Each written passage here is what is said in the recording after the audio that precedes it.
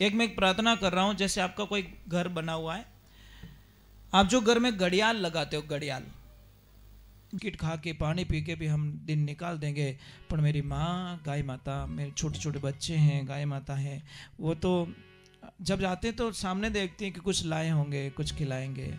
तो उनके लिए आपसे एक प्रार्थना कर रहा हूँ, हाथ जोड़ के विनंती कर रहा हूँ कि आप जो भी करना चाहिए, नंबर दिए हुए, हाँ नंबर दिए हुए हैं शायद उसमें, और पेटीएम नंबर है, गूगल पे नंबर भी है और फोन पे नंबर भी है। 77-420-62-443। इस नंबर पे आप गूगल पे कर सकते हो, फोन पे कर सकते हो और पेटीएम कर सकते हो। ये नंबर है। जो देख रहे हैं उनसे मेरी एक हाथ जोड़ के विनंती है कि आज बहुत बड़ा मौका मिल रहा है आपको पुण्य करने का, धर्म करने का। आपका एक 5, 10, 50 रुपया, 100 रुपया, 500 रुपया भी गाय माता के लिए बहुत बड़ा योगदान बन सकता है, और गाय माता के लिए चारे की व्यवस्था हो सकती है। 1 दिन की, 2 दिन की, 5 दिन की, जो भी करना चाहे वो कर सकते हैं। गाय माता आपका खूब भला करेंगे, खूब रक्षा करेंगे, खूब ईश्वर आपकी मनोकामना पूर्ण करेंगे। हमारे धर्मशास्त्र में भी लिखा है कि मर जाऊं मांगू नहीं तन अपने काजा, पर मात्र के कारण मांगत आवे मने नहीं लाजा।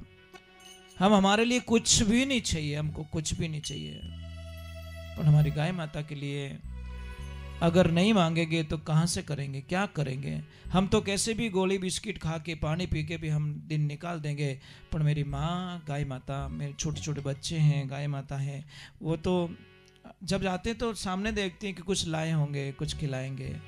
तो उनके लिए आपसे एक प्रार्थना कर रहा हूँ, हाथ जोड़ के विनंती कर रहा हूँ कि आप जो भी करना चाहिए, नंबर दिए हुए, हाँ नंबर दिए हुए हैं शायद उसमें, और पेटीएम नंबर है, गूगल पे नंबर भी है और फ़ोन पे नंबर भी है। जैसी आपकी सुविधा बैठे वैसा मतलब आप थोड़ा करोगे तो हमको भी अच्छा लगेगा कि आप लोग सच में जुड़े हुए हो और वास्तविकता में जुड़े हुए और आप आनंद ले रहे हो। कहीं पे भी बैठे हो दुनिया के अंदर, पण आप 1, 2 रुपये, 5 रुपया, 10 रुपया, 50 रुपया, मैं ये नहीं कहता कि इतनी राशि आपको देनी पड़ेगी।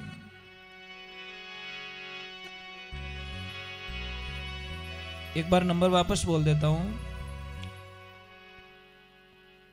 77-420-62-443। इस नंबर पे आप गूगल पे कर सकते हो, फोन पे कर सकते हो और पेटीएम कर सकते हो। ये नंबर है। देखते हैं कितने भगत जाग रहे हैं। कि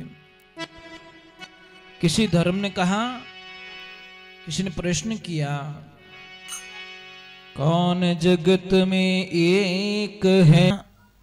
आनंद की बात बताई, सतगुरु महा अवतारी।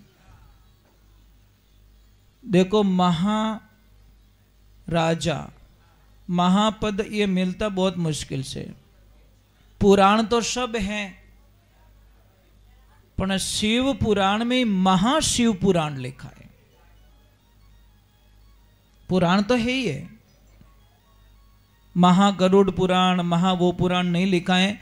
महाशिव पुराण, महावीर, महाराजा, महाअवतार। एक तो अवतार होता है, एक महाअवतार। बेटा बेटा बेटा, जय श्री कृष्णा। तो देखिए गुरु महाराज के बारे में क्या लिख रहे, वेद पुराण क्या कह रहे? सतगुरु महा अवतारी संतों, सतगुरु महा अवतारी, वेद पुराण श्रीमुख गीता शास्त्र संत पुकारी। ब्रह्मा जी ने वेद रचाया, गुरु रूप उर में धारी, उर का मतलब हृदय। गुरु महाराज का ध्यान किया तब वेद पुराणों की रचना हुई। ब्रह्मा जी ने वेद रचया, गुरु रूप उर में धारी, विद्या रत्न उपदेश अनोखा, जीवों के हितकारी, मारा सतगुरु महा अवतारी। श्रीपति सतगुरु को शिवरे। श्रीपति कौन? लक्ष्मीपति भगवान विष्णु। श्रीपति सतगुरु को सिमरे, शिव भोला भंडारी। महाराज तीन लोक में करे गुण गाथा, देवता असुर अधिकारी, मारा सतगुरु महा अवतारी। फिर आगे लिखा किसने कि अमर स्तुति अखंड सतगुरु। स्तुति उनकी अमर है और खंडित नहीं है। ऐसे मेरे दीनदयाल, अमर स्तुति अखंड सतगुरु, स्वर्ग लोक में भारी, नारद सारद शेष अवतारा, ये राम कृष्ण मुरारी, ये मारा सतगुरु महा अवतारी। और कितनी लास्ट में सुंदर बात लिखी चेतनानंद जी महाराज ने। भैया आवाज आ रही है तो देखिए कितनी सुंदर बात लिखी कि रामानंद गुरु सामर्थ्य मिलिया, सैन दीदी करारी, चेतनानंद गुरु जी के शरणे हो गया भवसों पारी, मारा सतगुरु महा अवतारी। महाराज कोई बुजुर्ग थे, संत महात्मा निकल रहे थे, उनके पास में 3 गांठें। कितनी? कोई आदमी निकल रहा था तो उसने बोला, बाबा बड़े धीरे धीरे चल रहे हो, क्या है इन गांठ में? कि भाई कुछ है, मेरी जिंदगी की सारी जमा पूंजी इसी में ही है, और बेटा थोड़ी सी भी अगर तेरे को दया आ रही है तो थोड़ी एक गांठ गांठ तू ले ले और वहां तक मुझे पहुंचा देगा तो राम जी महाराज तेरा भला करेंगे। तो उसने बोल दिया, लाओ बाबा मुझे दो। एक गांठ ले ली और बोला कि ध्यान रखना इसमें बहुत सारे सिक्के हैं, ध्यान रखना। अब वो लेके आगे आगे चल रहा है, बाबा पीछे रह गए। आगे जाके बोला, बाबा क्या हुआ? कि बेटा थोड़ा वजन ज्यादा है, एक गांठ और ले लेगा तो तेरी बड़ी कृपा हो जाएगी। वो बोला, लाओ बाबा ले लेता हूं। दूसरी गांठ जब पकड़ाई तो उसको बोला, देख अंदर चांदी के सिक्के हैं, ध्यान रखना कहीं गिरा मत देना। उसने बोला, ठीक है मैं संभाल के ले लूंगा। और जैसी चढ़ने लगे कि बाबा नीचे, और वो आधे पहाड़ चढ़ गया क्योंकि पहाड़ी के उस तरफ जाना था। आगे जाके बोला, बाबा क्या हुआ? कि बेटा अब तो शरीर भी नहीं संभल पा रहा है, अगर ये गांठ भी तू ले ले तो तेरा भगवान भला करेगा। जैसी वो गांठ ली तो उसको बोला, इसमें देख सोने की मोहर है, ध्यान रखना। अब वो ले गया, तीनों गांठ पकड़ ली। बाबा ऊपर नहीं चढ़ा तब तक तो वो दूसरे पहाड़ पे पहुंच गया। अब वहां तक गया तब तक उसको कुछ भी प्रॉब्लम नहीं थी, पर वहां जाने के बाद में मन में लालच आ गया कि बाबा पकड़ थोड़ी पाएगा। वो तो बेचारा बहुत पीछे रह गया, क्यों ना मैं तीनों गांठ घर पे लेके चला जाऊं। महाराज मन में पाप आ गया, बांधी गांठ और वो तो निकल गया। जैसी घर पे गया और जैसी गांठ खोली तो कुछ नहीं था, अंदर बहुत सारे पत्थर थे, भाटा ही भाटा। उसने कर्म को हाथ दे दिया। तब तक तो वो बूढ़े थे ने, वो बूढ़े नहीं थे, वो तो एक लीला थी।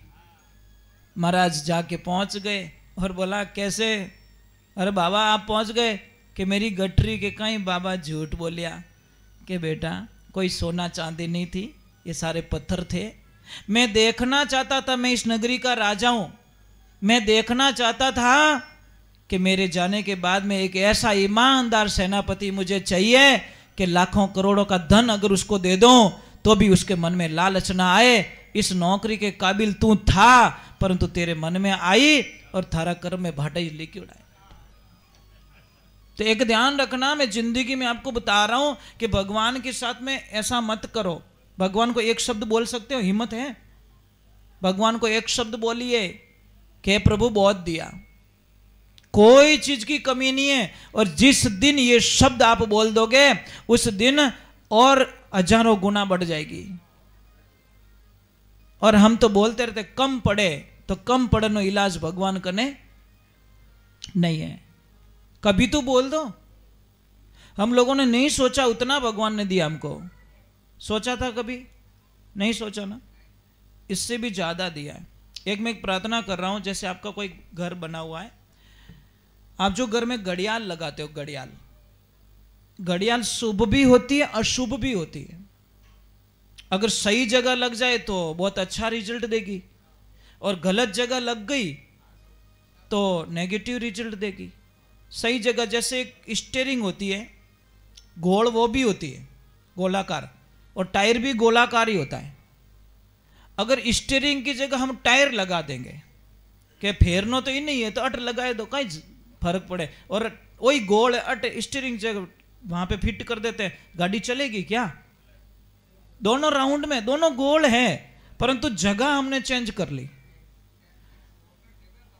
तो ये सिस्टम है। अगर घड़ियाल सही जगह लग गई तो उस घर में आनंद ही आनंद है, और गलत जगह लग गई तो चाहे वो 5 करोड़ की घड़ियाल है तो भी आपको खूब नुकसान पहुंचाएगी। अब घड़ियाल लगानी कहाँ है? एक तो दक्षिण दिशा में कभी ना लगाएं। दक्षिण दिशा की दीवार होती उस कोने पे कभी ना लगाएं, क्योंकि यम की दिशा। और पश्चिम दिशा में भी ना लगाएं, काल की दिशा होती है। उत्तर पूर्व में कहीं पे भी लगा दो, घड़ियाल बहुत फायदा देगी आपको। मेन गेट पे घड़ियाल नहीं होनी चाहिए, जैसे ये गेट है ना, ये वाला, तो यहां पे कभी घड़ियाल नहीं होनी चाहिए। बड़ा अशुभ संकेत बताया गया है शास्त्रों में। घड़ियाल चौरस नहीं होनी चाहिए। दीवाल घड़ी होती है ना, वो चौरस मत लगाओ, गोल होनी चाहिए। पृथ्वी गोलाकार है ताकि वो एनर्जी खींच सके। पॉजिटिव नेगेटिव दोनों पॉइंट होते हैं हमारे पास में। अब जैसे